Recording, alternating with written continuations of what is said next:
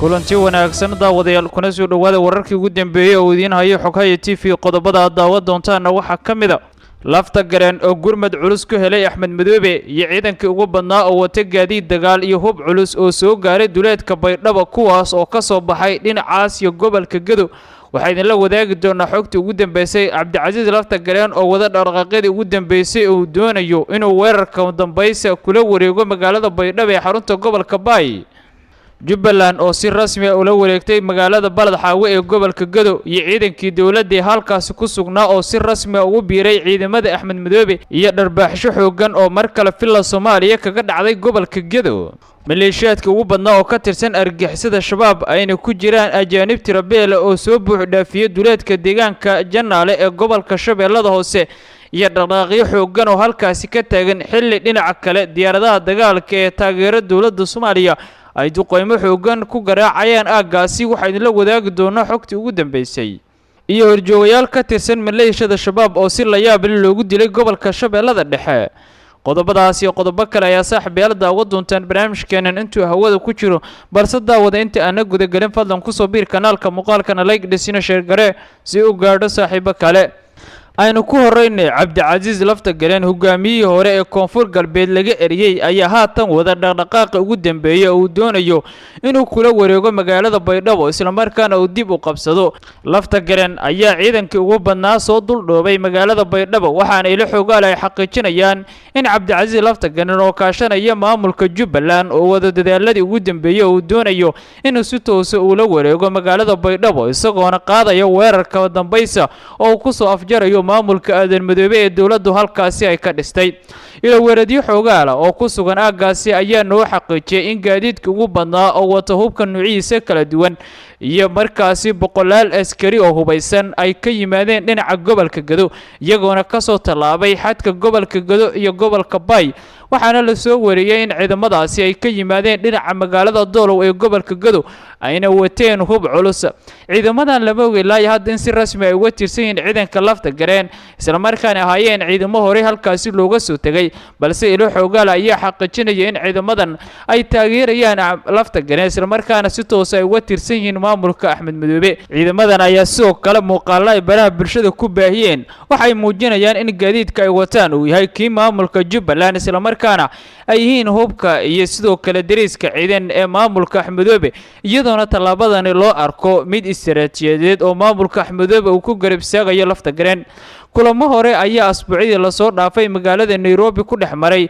madaxweyne ku-xigeenka Jubbaland Maxamuud Sayid Aadan iyo sidoo kale gudoomiyaha degmada Doolow Lafey kuwaas oo markaasi dhexmaray iyaga iyo lafta gareen waxaana kulamadaasi ay ka dhaceen gudaha magaalada Nairobi ee xarunta dalka Kenya iyadoona lagu faaqiday talaabooyinka lafta gareen iyo sidii maamulka Axmed Madoobe ay matalayaan labada nin oo ka soo jeeda gobolka Gadow ay lafta gareen u garabsi lahaayeen si uu la wareego magaalada Baydhabo hogaamiyaha Jubbaland Axmed Madoobe ayaa haatan doonaya in kaalin libaax leh uu maamulkiisu ka qaato in lafta gareen uu dib u hanto maamulkiisa talaabadaas oo Axmed Madoobe doonayo inuu kaga hortago weerar filla Soomaaliya kaga yimaada si kastaba hatee lafta gareen ayaa Axmed Madoobe ka kororsanaya khibrad ciidan iyo mid istiraatijiyadeed oo ku aadan dagaaladii muddada dheer uu kula jiray filla Soomaaliya kaas oo ay dawladda madaxweyne Xasan Sheekh Maxamuud hogaamiyo ay ku loodin weysay Axmed Madoobe isla markaana uu yahay nin markaasi aad u adag marka loo eego dhaqdhaqaaqyada iyo damaaciga kala duwan ee filla Soomaaliya marar kala duwan isku dayday in Axmed Madoobe ay xukunka uga tuurto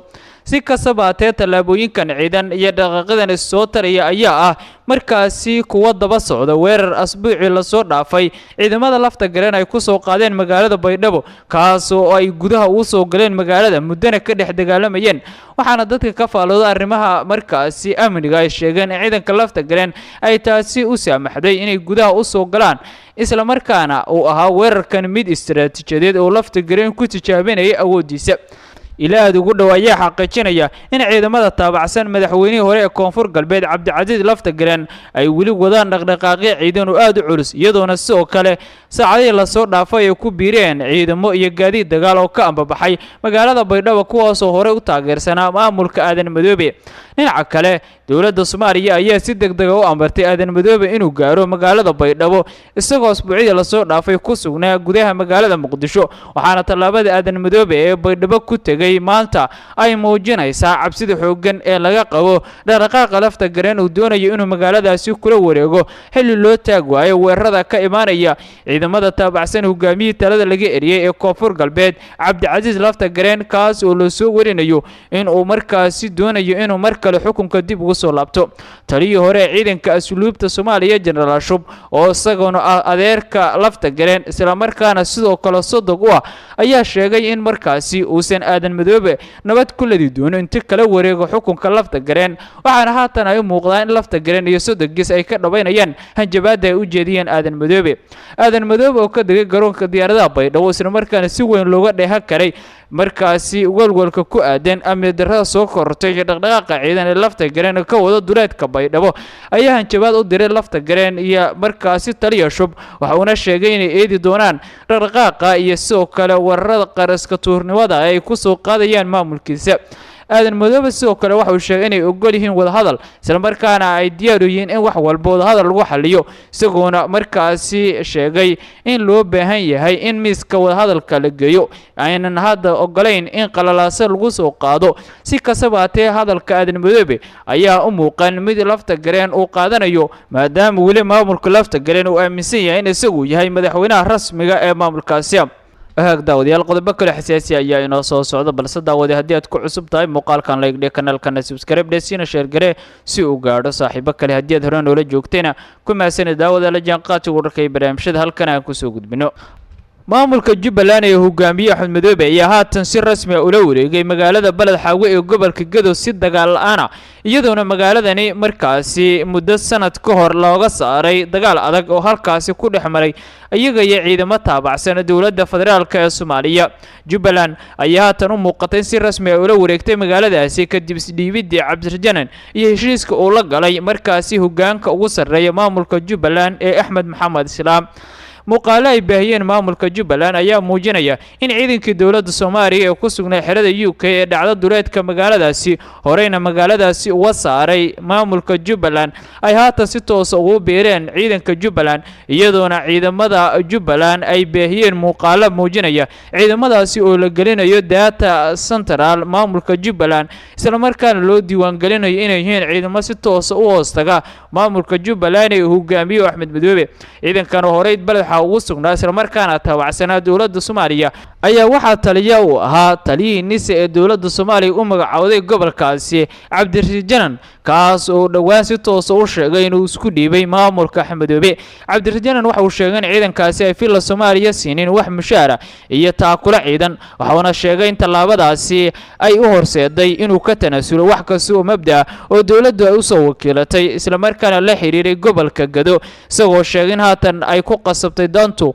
inuu la heshiiyo hogaanka ugu sarreeya maamulka Jubbaland sida hore in kula wadagnay Cabdirjanan waxaa la filayaa in shirar magaalada Nairobi ay ku dhexmaraan isaga iyo hogaanka ugu sarreeya maamulka Jubbaland ee Axmed Madoobe iyadoona qabanqaabada shirkaasi ay si weyn uga shaqaynayaan markaasi sirdoonka Kenya gaar ahaan ninka ka ah sirdoonka Kenya taliya ugu sarreeya Nuuruddin Xaaji oo isku beel ay yihiin hogaamiyaha Jubbaland Axmed Maxamed Islaam Axmed Madoobe shirarkaasi waxaa sidoo kale qayb ka ah taliyaha sirdoonka maamulka Axmed Madoobe oo ka mid ah ragga sida weyn ugu kalsoon yahay hogaanka ugu sarreeya Jubbaland Axmed Maxamed Islaam Axmed Madoobe si kastaba hatee talaabada Axmed Madoobe ee la wareegida Balad Xaawe ayaa guul istiraatiijiyadeed oo maamulka Axmed Madoobe gaaray isla markaana dharbaaxa culus ku ah filla Soomaaliya waxaana haatan markaasi ay tani muujinaysaa in dawlad goboleedka Jubbaland ee hogaamiye Axmed Madoobe uu markaasi soo afjaray haqaltaag kasta iyo damac kasta oo filla Soomaaliya oo ku aadanaa burburinta maamulka Axmed Madoobe uu hogaanka u hayo kaas oo muddo dheer